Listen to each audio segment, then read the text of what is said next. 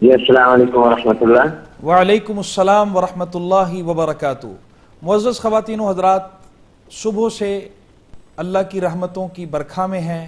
صبح سے حضرات علماء کرام، مشائخ اعظام، اولیاء کرام سے جو ٹرانسمیشن کا ہم نے آغاز کیا، برکات ہی برکات ہیں، استفادہ ہی استفادہ ہے، رحمت ہی رحمت ہے اللہ کی۔ صبح جیسا کہ میں کئی دفعہ یہ بات عرض کر چکا ہوں، حضرت شیخ الاسلام حضرت مولانا مفتی محمد تقی عثمانی صاحب، حضرت مولانا فضل الرحمان صاحب، حضرت مولانا ارشد مدنی صاحب، حضرت مولانا پیر ذوالفقار صاحب، مولانا ڈاکٹر اسد تھانوی صاحب، مولانا ڈاکٹر سرفراز صاحب اور دیگر مشائخ اور حضرات کی گفتگو آپ نے سنی، ایمان کو تازہ کیا۔ اہل ایمان نے، اہل اسلام نے دنیا بھر سے اس کا رسپانس دیا، جواب دیا، اور سچ کہا لوگوں نے کہ مدتوں انتظار تھا جس اہل حق کے چینل کا، آج اللہ نے اسے وجود بخشا۔ الحمدللہ ہم اللہ کے شکر گزار ہیں، اور اس کے بعد اپنے اکابرین کی ان شفقتوں پر بے حد شکر گزار ہیں کہ جن کی شفقتیں مسلسل ہمارے ساتھ ہیں۔ ایک ایسی ہی شخصیت جو عالم اسلام کا ایک معروف نام ہے، صرف ملک پاکستان کا نہیں بلکہ عالم اسلام کا ایک معروف نام ہے۔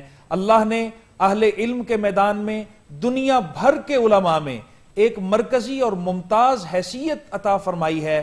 میری مراد وفاق المدارس العربیہ پاکستان، جو پاکستان کے دینی مدارس کا سب سے بڑا بورڈ ہے، کم و بیش 25 لاکھ کے قریب طلبہ اس ادارے کے تحت زیر تعلیم ہیں۔ حضرت مولانا قاری محمد حنیف جلندھری صاحب ہیں، وہ سیکرٹری جنرل ہیں، اور آپ خیر المدارس ملتان جو پاکستان کا ایک عظیم موقر دینی تعلیمی ادارہ ہے، آپ اس کے مہتمم بھی ہیں۔ اور بہت ہی خوشی کی بات ہے کہ آپ اسی ادارے میں جہاں آپ نے تعلیم حاصل کی، اب اسی ادارے میں آپ شیخ الحدیث بھی ہیں۔ جو لوگ دینی اور علمی وابستگی رکھتے ہیں وہ اچھی طرح سمجھ سکتے ہیں کہ کسی ایسے ادارے کا جس کی تاریخ ایسے اکابر سے، حضرت مولانا خیر محمد جلندھری رحمہ اللہ جیسے اکابر سے ہو، اس ادارے میں شیخ الحدیث ہونا، اس ادارے کا مہتمم ہونا، اور اہل السنہ کا، عالم اسلام کا سب سے بڑا تعلیمی بورڈ وفاق المدارس، اس کے روح رواں ہونا، سیکرٹری جنرل ہونا، یہ معمولی شرف کی بات نہیں۔ یہی وہ جگہ ہیں، یہی وہ مقامات ہیں کہ جہاں سے اللہ اپنے بندوں کو چن کر عالم اسلام کی اور امت مسلمہ کی قیادت حوالے کرتا ہے۔ میری مراد حضرت مولانا قاری محمد حنیف جلندھری صاحب ہیں، اور خوشی کی بات یہ ہے کہ آپ اس وقت سفر حج پر ہیں، اور آپ اس وقت منا میں ہیں، حالت احرام میں ہیں۔ مجھے انتہائی خوشی ہے اس بات پر کہ آپ نے وقت نکالا اور حالت احرام میں منا سے ہمارے ساتھ، ہمارے ناظرین اور سامعین کے ساتھ مخاطب ہوئے۔ السلام علیکم ورحمۃ اللہ وبرکاتہ حضرت۔ وعلیکم السلام ورحمۃ اللہ وبرکاتہ۔ حضرت آپ کو چینل کی لائیو ٹرانسمیشن میں، حج ٹرانسمیشن میں خوش آمدید۔ آپ یہاں تشریف لائے، آپ نے اپنے وقت میں سے وقت دیا، یقین کیجئے اس پہ شکریہ کے الفاظ نہیں، اور خاص طور پر منا سے جو آپ نے وقت دیا، احرام کی حالت میں وقت دیا۔ اس وقت ہمارے ناظرین اور سامعین میں کتنے لوگ یقینی طور پر ایسے ہوں گے کہ جن کے دل مچل رہے ہوں گے کہ کسی طرح سے حضرت قاری صاحب سے دعا کی درخواست کر دی جائے۔ میں بالکل ابتدا ہی میں آپ سے دعا کی درخواست کروں گا، اپنے لیے، سارے ہزاروں کی تعداد میں، بلکہ اب تو لاکھوں کی تعداد ہو گئی ہے، ہمارے سننے والوں کے لیے دعا کی درخواست ہے، ملک پاکستان کے لیے، عالم اسلام کے لیے۔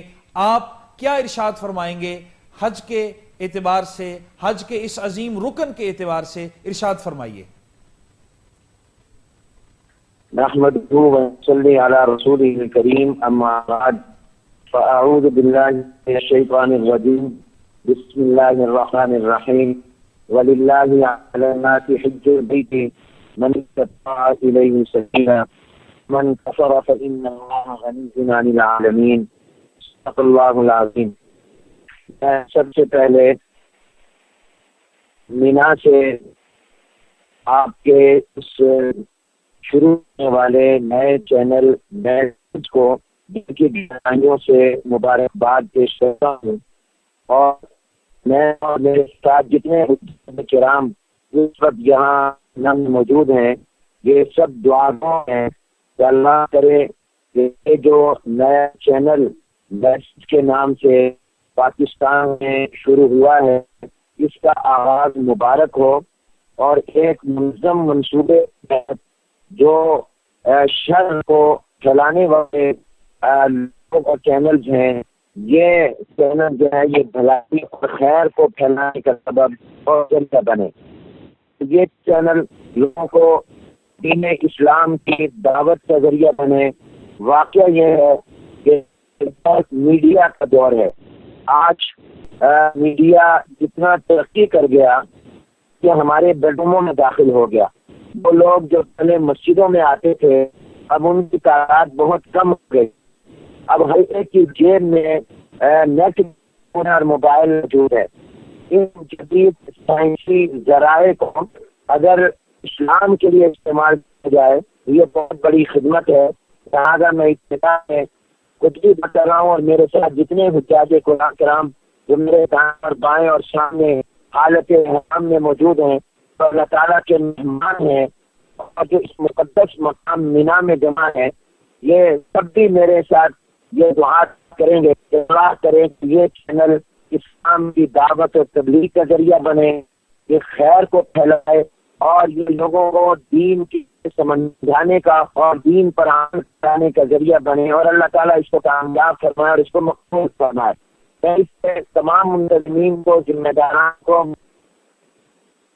میں ان تمام کو مبارکباد دیتا ہوں اور اس انتخاب پر بھی انہوں نے آپ جیسے فاضل اور صاحب علم شخصیت حضرت مولانا قاری احمد الیاس صاحب کا انتخاب کیا. یہ انتخاب لاجواب ہے. اللہ تعالیٰ اس انتخاب مبارک فرمائے. جہاں آپ نے یہ سوال کیا کہ میں حج قائم چند باتیں ہوں تو میں تمام سامعین اور ناظرین اور سامعات اور ناظرات کو کام کے بعد یہ عرض کروں گا کہ حج وہ عظیم شان عبادت ہے جو اسلام اور دین کی تکمیل کا ذریعہ بنی ہے. آپ دیکھیے کہ نماز کے موقع پر اللہ تعالیٰ نے یہ آیت مبارکہ نہیں ہوتا کہ الیوم اکملت لکم دینکم واتممت علیکم نعمتی ورضیت لکم الاسلام دینا, آج میں نے تمہارے دین اسلام کو مکمل کر دیا. اللہ تعالیٰ نے اسلام کے مکمل اور تکمیل کا اعلان رمضان مبارک کے روزوں کے موقع پر نہیں کیا. اللہ تعالیٰ نے زکوٰۃ کے فرض و حرم کے موقع پر اسلام کی تکمیل کا اعلان نہیں کیا. اللہ نے اسلام کی تکمیل کا اعلان حج کے موقع پر کیا. اس سے معلوم ہوا کہ نماز کا حکم آ جائے اور نماز پڑھنے کے روزے کا حکم آ جائے اور روزے رکھنے کے باوجود زکوٰۃ کا حکم آ جائے اور زکوٰۃ دینے کے باوجود ابھی اسلام مکمل نہیں ہوا. اسلام مکمل ہوا جب حج کا حکم آیا اور حج کیا گیا. تو اس لحاظ سے میں یہ تمام حضرات کو مبارکباد پیش کرتا ہوں کہ جتنے حاجی سال حج پر آئے ہوئے ہیں گویا اللہ کا شکر ادا کرتے ہوئے یہ کہہ سکتے ہیں کہ آج ہمارا اسلام مکمل ہوا, ہمارا دین مکمل ہو رہا ہے. یہ حج جو ہے تکمیل دین کا ذریعہ ہے. اور آپ تو قاری صاحب جانتے ہیں کہ اللہ تبارک و تعالیٰ نے یہ آیت مبارکہ الیوم اکملت لکم دینکم واتممت علیکم نعمتی ورضیت لکم الاسلام دینا, یہ سورہ مائدہ کی آیت ہے. یہ حج کے موقع پر میدان عرفات میں رحمت عالم حضور اکرم صلی اللہ علیہ وسلم حالت احرام میں تھے اور ہمارے ابو پاک پیغمبر صلی اللہ علیہ وسلم حج کے سفر میں تھے. عرفات کے میدان میں اونٹنی پر سوار تھے. اس وقت یہ قرآن کی آیتیں اتری اور اس آیتوں میں یہ اعلان کیا اور اہل علم فرماتے ہیں کہ اس آیت مبارکہ کے اترنے کے بعد قرآن کی اور آیتیں اتری لیکن کوئی ایسی آیت نہیں ہوتی کہ اللہ نے کسی چیز کو حلال قرار دیا ہو یا کسی چیز کو حرام قرار دیا ہو. یہ آخری آیت آ گئی تو اس کے بعد کسی حلال یا حرام ہونے والی آیت نہیں ہوئی. اس کا مطلب یہ ہوا کہ جب حج ہو گیا یا حج کے موقع جب تکمیل دین کا اعلان ہو گیا اس کے بعد اب کسی چیز کی حکومت کی ضرورت نہیں رہی۔ تو اس لحاظ سے یہ میں سمجھتا ہوں کہ یہ بہت بڑی نعمت ہے، اور ہم وہ تمام خوش نصیب لاکھوں حجاج جو پوری دنیا سے آئے ہیں، ان کا یہ حج ان کے دین کی تشکیل کا ذریعہ بن رہا ہے، یہ ان کے اسلام سے مکمل ہونے کا ذریعہ بن رہا ہے۔ کہ حج کی کتنی بڑی خصوصیت ہے کہ اللہ تعالیٰ نے اس موقع پر تکمیل دین کا اعلان کیا اور یہ آیت مبارکہ اتاری۔ اور آپ جیسا کہ جانتے ہیں، بہت سے سامعین جانتے ہیں کہ جس وقت یہ آیت مبارکہ اتری تو یہودیوں نے یہ بات کہی کہ اگر یہ آیت ہمارے پیغمبر حضرت موسیٰ علیہ السلام پر اترتی، اس دن یہ آیت اترتی جس میں یہ اعلان ہوتا کہ تمہارا دین مکمل ہو گیا، تو ہم اس دن کو عید کا بنا لیتے، اور ہم ہر سال اس دن میں عید منا۔ تو سیدنا عمر بن خطاب رضی اللہ تعالیٰ نے فرمایا کہ جس دن یہ حضور اکرم صلی اللہ علیہ وسلم پر نازل ہوئی، ہماری ایک عید نہیں، ہماری 2 عیدوں کا دن تھا۔ تم ایک عید کا دن بناتے، ہماری 2 عیدیں تھی۔ انہوں نے کہا تمہاری 2 عیدیں کیسی؟ کہا یہ آیت مبارکہ نازل ہوئی تو حضور علیہ السلام پر جمعہ مبارک کے دن نازل ہوئی۔ اتفاق سے وہ حج کا جمعے کے دن تھا، عرفے کے دن حضور پر عرفات کے میدان میں آیت مبارکہ ہوتی، اور فرمایا مسلمانوں کے لیے ہر جمعے کا دن عید کا دن ہوتا ہے۔ اور دوسرا فرمایا وہ حج کا دن تھا، اور مسلمانوں کے لیے حج کا دن بھی عید کا دن ہوتا ہے۔ تو اس لحاظ سے فرمایا تم تو ایک عید بناتے، ہماری تو 2 عیدیں تھی، وہ جمعے کا بھی تھا اور دوسرا یہ کہ وہ حج کا دن تھا۔ تو اس لحاظ سے میں سمجھتا ہوں کہ یہ کتنی بڑی نعمت ہے کہ اللہ تبارک و تعالیٰ نے یہ حج کی سعادت کو بخشی کہ جو تکمیل دین کا ذریعہ، تکمیل ایمان کا ذریعہ، تکمیل اسلام کا ذریعہ بنتا ہے۔ اللہ تبارک و تعالیٰ اس کو قبول فرمائے اور ہم سب کے حج کو حج مبرور بنا دے۔ جیسے آپ نے لاکھوں یا ہزاروں سامعین و سامعات اور ناظرین اور ناظرات کی طرف سے یہ درخواست کی میرے ذریعے ان حجاج سے کہ یہ دعائیں کریں، نہ صرف پاکستان کے 18 کروڑ 20 کروڑ مسلمانوں کے لیے، پوری دنیا کے مسلمانوں کے لیے، وہاں ہم سارے بھی تمام سننے والوں اور دیکھنے والوں سے درخواست کرتے ہیں کہ وہ دعا کر دیں ہمارے حج کو حج مبرور بنا دے، ہمارے حج کو اللہ تعالیٰ حج مبرور بنا دے۔ اس لیے کہ حضور علیہ السلام نے فرمایا کہ جس کو اللہ نے حج مبرور نصیب فرما دیا اس کی جزا، بدلہ اور انعام جنت کے علاوہ کوئی اور ہے ہی نہیں۔ اور فرمایا جس کو اللہ تعالیٰ نے ایسا حج کیا کہ جس حج میں اس نے کوئی گناہ نہیں کیا، جس حج میں اس نے کوئی گناہ کی، بے حیائی کی، اللہ تعالیٰ اس کو ماں کے پیٹ سے پیدا ہونے کے دن کی طرح بنا دیتے۔ آپ غور کریں، احادیث میں میرے مطالعے میں کوئی ایسی روایت نہیں ہے یا اس لیے یاد نہیں ہے کہ جس میں یہ فرمایا گیا ہو کہ یہ عمل اور نیکی کرو تو ایسے بن جاؤ گے کہ ماں کے پیٹ سے پیدا ہونے کے دن کی طرح۔ لیکن حج کے لیے فرمایا کہ جب تمہارا حج ایسا کہ کوئی گناہ نہ ہو، اس حج میں کوئی شریعت کے خلاف چیز نہ ہو، تو تم ایسے بن جاؤ گے جیسے ماں کے پیٹ سے پیدا ہونے کے دن کی طرح۔ تو میں یہاں یہ بات عرض کروں گا، جی ارشاد، میں یہ عرض کر رہا ہوں کہ میں انشاءاللہ آپ کے ساتھ آنے والے 2-3 دن میں موقع ملتا رہا تو آپ کے مزدلفہ اور واپسی مینا کے رہوں، اور میں اس موضوع پر چند باتیں کرنا چاہوں گا کہ حج کا میسج کیا ہے۔ میسج کے ذریعے حج کا میسج پہنچانا چاہ رہا ہوں۔ دیکھیے، ایک ہوتی ہے عبادت کی صورت، ایک ہوتی ہے اس کی حقیقت، ایک ہوتی ہے۔ اصل بات یہ ہے کہ حج کی ہے، تو آج میں آپ کے ذریعے صرف ایک حج کی عرض کرتا ہوں اور ایک میسج کرتا ہوں، باقی موقع ملا تو پھر انشاءاللہ آگے عرض کروں گا۔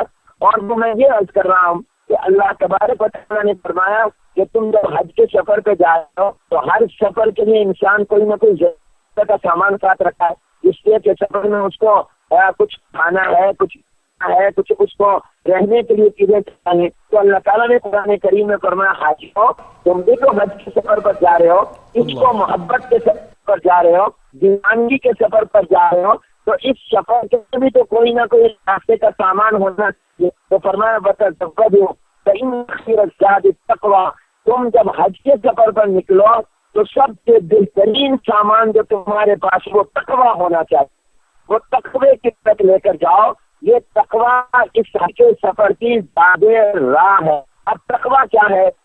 امیر المومنین سیدنا عمر بن خطاب رضی اللہ تعالیٰ نے حضرت ابی بن کعب رضی اللہ تعالیٰ سے کہا کہ ابی ذرا یہ تو بتاؤ کہ تقویٰ کس کو کہتے ہیں؟ اور یہ حضرات جانتے ہیں کہ حضرت ابی بن کعب رضی اللہ تعالیٰ وہ جلیل صحابی ہیں، حضور علیہ السلام کی صحابہ میں سب سے بڑے قاری ہونے کا شرف حاصل ہے، سب بڑے قاری ہونے کا اعزاز حاصل ہے۔ ہاں ابی جیسے سب سے سچے کا اعزاز ملا ابو بکر صدیق کو، دین کے معاملے میں سخت ہونے کا اعزاز ملا عمر بن خطاب کو، اور سب سے زیادہ باحیا ہونے کا اعزاز ملا عثمان غنی رضی اللہ تعالیٰ کو، اور سب سے بڑے بہادر ہونے کا، سب سے بڑے فیصلہ ساز اور قاضی ہونے کا اعزاز ملا سیدنا علی بن ابی طالب رضی اللہ تعالیٰ عنہ کو۔ اسی طرح حضور کے صحابہ میں سب سے بڑے قاری ہونے کا ملا ابی بن کعب رضی اللہ تعالیٰ عنہ کو۔ حضور علیہ السلام نے فرمایا حلال و حرام کو میرے صحابہ میں سب سے زیادہ جاننے والے معاذ بن جبل رضی اللہ عنہ ہیں۔ تو یہ ابی بن کعب رضی اللہ عنہ کو دین قدر صحابہ جن کو حضور اکرم صلی اللہ علیہ وسلم نے فرمایا اللہ تعالیٰ نے مجھے حکم دیا ہے جبرائیل علیہ السلام کے ذریعے کہ میں تم سے قرآن سنو۔ تو بھائی رضی اللہ تعالیٰ عرض کرنے لگے یا رسول اللہ صلی اللہ علیہ وسلم اللہ تعالیٰ نے میرا نام لے کر فرمایا کہ تم ابی بن کعب سے قرآن سنو؟ تو حضور علیہ السلام نے فرمایا ابی اللہ تعالیٰ نے تمہارا نام لے کر فرمایا کہ اپنے صحابی ابی بن کعب سے قرآن سنو۔ حضرت ابی بن کعب صلی اللہ علیہ وسلم کی آنکھوں میں آنسو آ گئے کہ کہاں اللہ تبارک و تعالیٰ یہ کیا لوگ تھے، یہ اتنے پاک باز صحابہ تھے، کیا ان کی شان، کیا مرتبہ، کیا مقام کہ اللہ ان کا نام لے رہے ہیں، اللہ ان کا نام لے کر حضور کو سرور کائنات صلی اللہ علیہ وسلم کو کیا آپ اپنے صحابی کعب رضی اللہ عنہ سے قرآن سنو۔ بلکہ بعض روایتوں اور حدیثوں میں آتا ہے کہ اللہ تعالیٰ نے صورت بھی بتائی، میرے محبوب یہ قرآن کی صورت آپ ابی بن کعب سے سنے۔ انہوں نے پوچھا یا رسول اللہ کون صورت؟ حضور علیہ تعالیٰ نے فرمایا آخری پارے کی سورۃ البینہ الذین کفروا من اہل الکتاب والمشرکین منفقین حتی تأتیہم البینہ، یہ آخر تک یہ صورت فرمایا کہ میں محبوب پیغمبر جناب نبی کریم صلی اللہ علیہ وسلم تم اپنے صحابی ابی بن کعب رضی اللہ تعالیٰ سے یہ صورت، میں اس سے استنباط کرتا ہوں، میں کہتا ہوں اللہ نے یہ حکم حضور علیہ السلام کو اس لیے دیا، حالانکہ ابی بن کعب نے بھی عرض کیا یا رسول اللہ قرآن تو آپ پر اترا، قرآن میرے اوپر تو نہیں اترا، قرآن تو ہم نے آپ سے لیا، قرآن تو ہم نے آپ سے سیکھا، تو آپ ہمیں سناتے ہیں آپ ہی سنائیں، میں کیسے سنا؟ حضور نے فرمایا نہیں، اللہ کا حکم یہ ہے کہ اب تم اس وقت تم سناؤ، یہ میرے اللہ کا حکم ہے۔ تو میں عرض کیا کرتا ہوں کہ اس سے اللہ نے ایسا کیوں فرمایا تو اللہ ہی جانتا ہے، مگر اپنے ذہن سے ہم نے یہ بات نکالی کہ اللہ تبارک و تعالی تو حضور کے صحابہ کی شان بڑھانا چاہتے تھے، بتانا چاہتے تھے کہ آپ کے صحابہ پر ہمیں اتنا اعتماد ہے کہ ہم آپ کہہ رہے ہیں کہ آپ اپنے صحابی سے قرآن سنیں۔ تو ایک تو بتانا صحابہ کا مقام کیا ہے، حضور کے غلاموں کا مقام کیا ہے، اور دوسرا اس لیے فرمایا کہ قرآن پڑھنا تو میرے محبوب سنت ہے ہی، وہ سننا بھی میرے محبوب کی سنت بن جائے۔ کیونکہ حضور علیہ السلام قرآن پڑھتے تو تھے، قرآن کی تلاوت صحابہ سنتے تھے، حضور پڑھتے تھے، اب کیا کہتا کہ حضور سنیں گے آپ بھی پڑھیں گے تو سننا بھی میرے نبی کی سنت بن جائے، میرے محبوب کی سنت بن جائے، قرآن سننا عبادت تو ہے ہی، میرے محبوب کی سنت بھی بن جائے۔ اس لیے اللہ نے فرمایا محبوب آپ سنیں تو ابی بن کعب رضی اللہ عنہ آپ کو قرآن سنائے۔ یہ ہے ابی بن کعب۔ ان ابی بن کعب سے حضرت عمر بن خطاب رضی اللہ عنہ نے پوچھا کہ ابی تم تو بتاؤ کہ تقویٰ کو کہتے ہیں، تقویٰ کیا معنی ہے؟ یہاں میں ایک بات درمیان عرض کر دوں، بعض اوقات سوال کرنے والا اپنے لیے سوال کرتا ہے اور بعض اوقات سوال کرنے والا دوسروں کے لیے سوال کرتا ہے۔ سوال کرنے والے کو جواب آتا ہوتا ہے لیکن وہ مجھے کرتا ہے تاکہ لوگ جو موجود ہیں ان جواب کا پتہ چل جائے۔ جیسا کہ آپ سنتے ہیں قاری صاحب ماشاء اللہ آپ صاحب علم اور صاحب فضل آدمی، صاحب مطالعہ آدمی ہیں اور بہت سے شاعری جانتے ہیں کہ حضور اکرم صلی اللہ علیہ وسلم مسجد نبوی میں تشریف فرما تھے، ایک بڑا خوبصورت کسان سفید کپڑوں میں آیا اور حضور علیہ السلام کے گھٹنوں کے ساتھ گھٹنے لگا کر بیٹھ گیا۔ تو اس نے آ کر حضور علیہ السلام سے پوچھا، صحابہ دائیں بائیں بیٹھے تھے، اور اس نے پوچھا کہ یا رسول یہ بتائیے صلی اللہ علیہ وسلم ایمان کس کو کہتے ہیں؟ حضور علیہ السلام اللہ کو ایک ماننا، اللہ کے فرشتوں کو ماننا کہ اللہ کے فرشتے اللہ کی مخلوق ہے، نبیوں اور رسولوں کو ماننا، اور آگوں کو ماننا جو اللہ نے اتاری ہے، آخرت کے دن پر یقین رکھنا، اور تقدیر پر یقین رکھنا کہ جو کچھ ہوتا ہے وہ اللہ کی طرف سے ہوتا ہے، اس کو ایمان کہتے ہیں۔ جب حضور علیہ السلام نے پوچھنے والے کو یہ جواب دیا، رسول اللہ آپ کا جواب دے ہے۔ دوسرا سوال کیا رسول اللہ صلی اللہ علیہ وسلم یہ کہتے ہیں اسلام کس کو کہتے ہیں؟ حضور علیہ السلام اسلام کہتے ہیں زبان سے کلمہ طیبہ شہادت کے قرار کرنا، 5 وقت کی نماز پڑھنا، رمضان کے روزے رکھنا، زکات دینا اور بیت اللہ کرنا۔ تو اس سوال کرنے والی شخصیت نے کہا آپ کا جواب درست ہے۔ تیسرا سوال یہ تھا کہ احسان کس کو کہتے ہیں؟ یہ عربی کا احسان ہے، اردو اور پنجابی کا نہیں۔ تو حضور علیہ السلام نے فرمایا احسان اس کو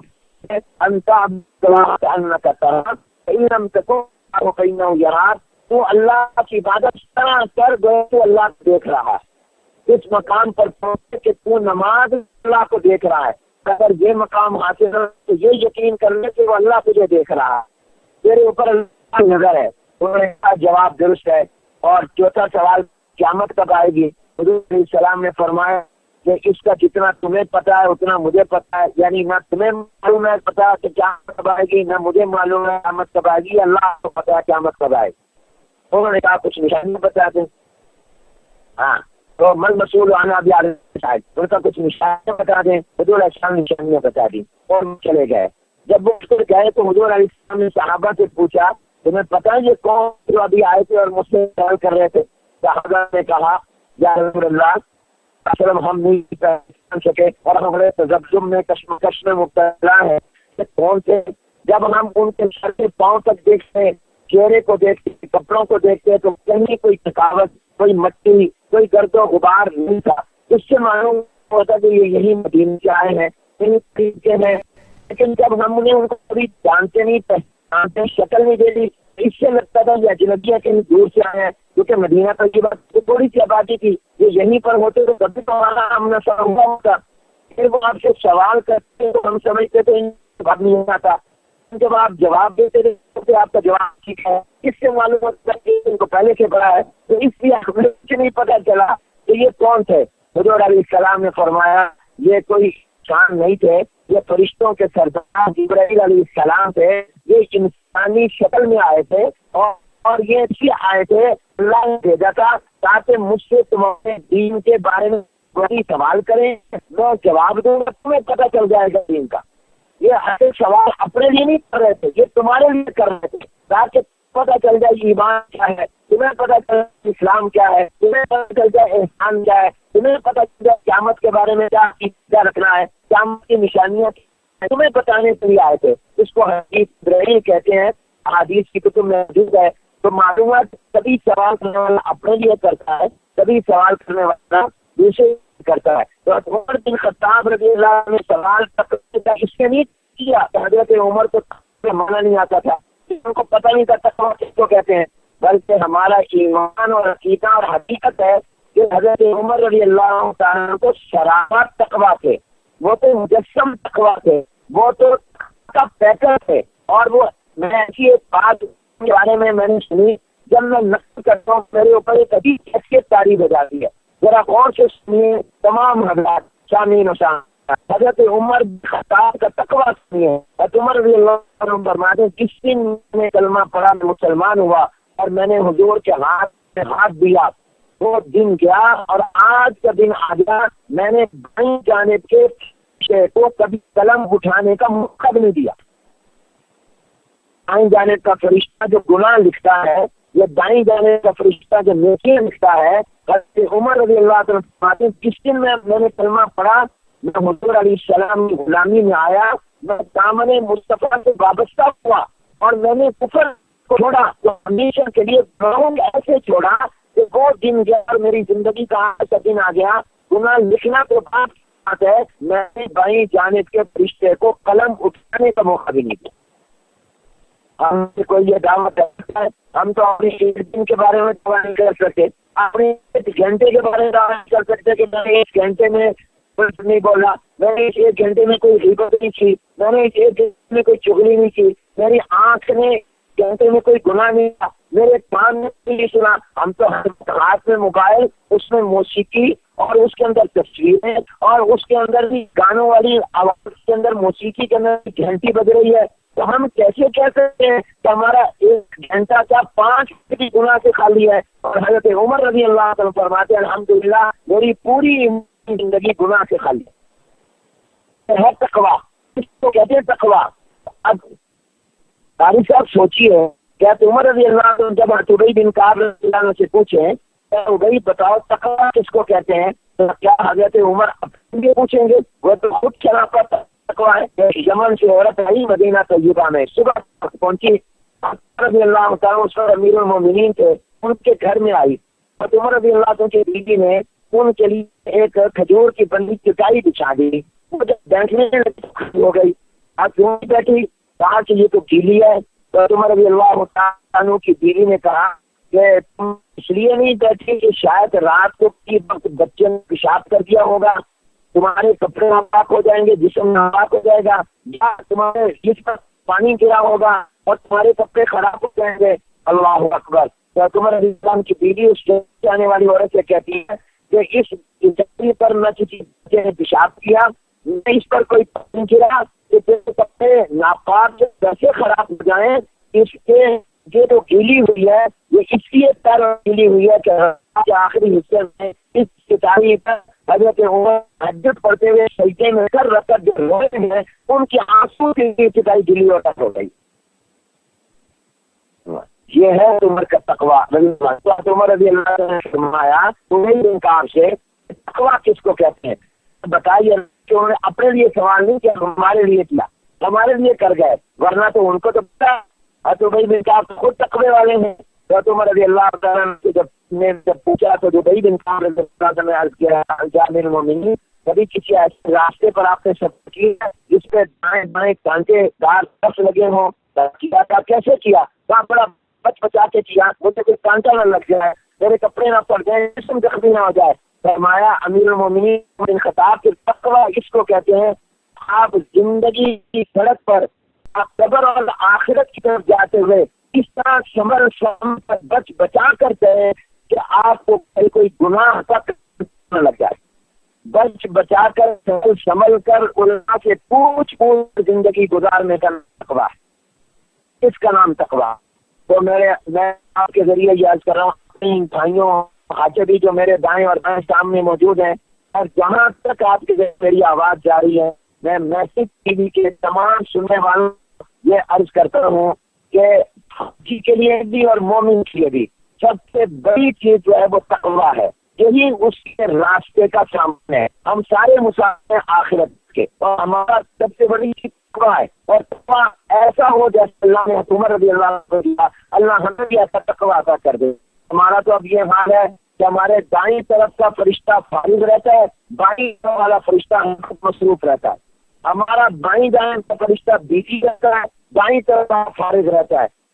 صحابہ اور حضرات کے لیے تھے دائیں طرف والا فرشتہ مصروف رہتا تھا، بائیں طرف والا فارغ رہتا تھا۔ تو ہمیں بھی یہ چاہیے کہ ہم تقویٰ اختیار کریں، تقویٰ اس چیز کرنے کے گناہوں سے بچیں۔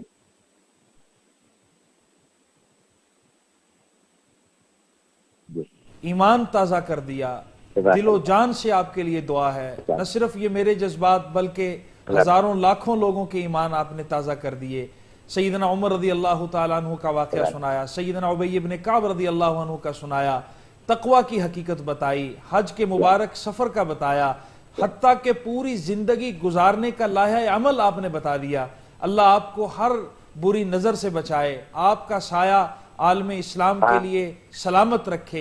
آپ کو اللہ نے امت مسلمہ کی قیادت کی اہلیت نصیب فرمائی ہے، خوب برکتیں ہوں، ہمیشہ حفاظتیں ہوں، خوب آپ سے مسلمان۔ بس میں آخر میں قاری صاحب یہ ایک آخر میں عرض کر دوں، آپ فرما دیجیے۔ مجھے یہی ایک مرتبہ مینا، جب مجھے یہی مینا ہے، ایک ہمارے ساتھ حج میں ایک دوست تھے، بات کے تھے، ڈاکٹر تھے، اس سے کہنے لگے کہ جلندری صاحب، یہ میں نے نام اس لیے لیا حکایتاً کر رہا ہوں کیونکہ انہوں نے نام لیا تھا، ورنہ میں اپنے نام کے ساتھ سے اپنے آپ کو بارک حدیث اللہ کیلنڈر ہی فیک، کہتا فتح ہوں. اللہ تو وہ علیکم، مجھے حفظکم احتسابات کے جو اللہ. ڈاکٹر جی ہمارے ساتھ، جزاک اللہ، میں تو بہت چھوٹا آدمی ہوں، تو میں یہاں پر یہاں میں تھے ہم حضرت احتسابات ڈاکٹر صاحب ہمارے ساتھ تھے. جی اس سے کہیں یہ جلندری صاحب، ہم جب یہاں مکہ المکرمہ آئے ہیں، جی مدینہ طیبہ آئے ہیں، جی اب مینا میں آئے ہیں، جی تو ہمارے دل کی دنیا بدل گئی ہے. ہمارا دل یہاں نماز کر رہا ہے، اللہ اکبر، تلاوت کو کر رہا ہے، جہاں ہمارا دل نقل پڑھنے کو، پڑھنے کو، ذکر کرنے کو ہمارا دل کر رہا ہے کہ ہم درود شریف پڑھیں. جب ہم پاکستان واپس جائیں گے تو جی وہاں جانے کے بعد چند دن تک تو ہماری یہ کیفیت رہے گی. جی ہم انشاءاللہ نماز کی کریں گے، مسجد میں جائیں گے، غلامی کریں گے، جھوٹ نہیں بول گے، لوگ ہمیں حاجی کہیں گے، ہم بھی والوں والے بھی ہمیں دیکھیں گے کہ حج سے آئے ہیں، ہم قرآن بھی کبھی کبھی پڑھ لیں گے. مگر ایسا ایسا یہ کیفیت کم ہو جائے گی یا ختم ہو جائے گی. مہینے 2 مہینے کے بعد پھر ویسے جائیں، پھر کہیں نہ چھوڑ جائیں. تو آپ ہمیں بتائیں کوئی ایسا نسخہ جو ہمارا مزاج نیکی پر عمل کرنے کا، عبادت کرنے کا حج میں بنا ہے. یہ پاکستان کا کبھی باقی ہے، سبحان اللہ، اس میں زیادہ کمی نہ ہو. یہ سوال مجھ سے کیا نے ان سے ان کی زبان میں جواب دیا. میں کہا آپ ڈاکٹر ہیں، آپ یہ بتائیے کہ اگر کوئی آدمی میں چاہے کہ میں تندرست ہوں، میں کبھی بیمار نہ ہوں، تو وہ کیا کرے؟ تو کہ آپ ہی بتا دیں. میں نے کہا عام طور پر آپ ڈاکٹر یہ کہتے ہیں کہ وہ کسی نہ کسی ایک ڈاکٹر سے ہمیشہ رابطہ رکھے، اور وہ ڈاکٹر کے پاس وقتاً جاتا رہے، اور وہ ڈاکٹر اس کو لکھ کر دیتا رہے کہ جاؤ بھی اپنا شوگر ٹیسٹ کرا کے آؤ، اپنا بلڈ پریشر ٹیسٹ کرا کے آؤ. وقتاً فوقتاً اپنا ٹیسٹ کرا کے ڈاکٹر کو بتاتا رہے، اور ڈاکٹر اس کو جو ہدایت ہے کہ تم یہ چیز چھوڑ دو، اب تم چینی نہ استعمال کرو، چائے نہ پیو، یہ پرہیز کرو، یہ دوائی استعمال کرو. اگر وہ اس طرح ڈاکٹر کو ساتھ رابطہ رکھے اور وہ ٹیسٹ کراتے رہے، ڈاکٹر کی ہدایت کے مطابق چلے، تو انشاءاللہ اول تو بیمار نہیں ہوگا، بیماری ہوئی کنٹرول رہے گی، تندرست رہے گا. ڈاکٹر صاحب کہنا ہاں بالکل ٹھیک. ویسے میں آپ کو بتاتا ہوں، مجھے بھی کوئی مرض ہوگی تو میں ڈاکٹر سے وقتاً ہم کئی لوگ جہاں موجود ہیں یا اپنے شوگر کا ٹیسٹ کراتے ہیں. اس لیے آپ شوگر کا ٹیسٹ کرواتے ہیں نا، بلڈ پریشر کا ٹیسٹ، جگر کا ٹیسٹ، گردوں کا ٹیسٹ وقتاً فوقتاً کراتے ہیں، ڈاکٹر کو دکھاتے ہیں کہ آپ کا جسم صحیح رہے، آپ تندرست رہیں، صحت مند رہیں.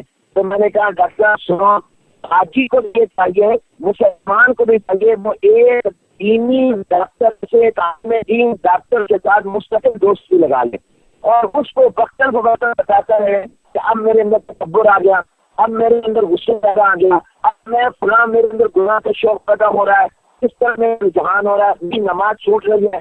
وہ اس عالم ڈاکٹر سے مسلسل رابطہ رکھے، اپنا دل ٹیسٹ کرواتا ہے، وہ جو اس کو مشورہ دے اس پر عمل کرے. میں یقین سے کہتا ہوں کہ انشاءاللہ جو حقیقت حج کے اندر بنی ہے یہ ساری زندگی برقرار رہے گی. اور میں یہ بات کروں کہ تقویٰ یہی چیز ہے.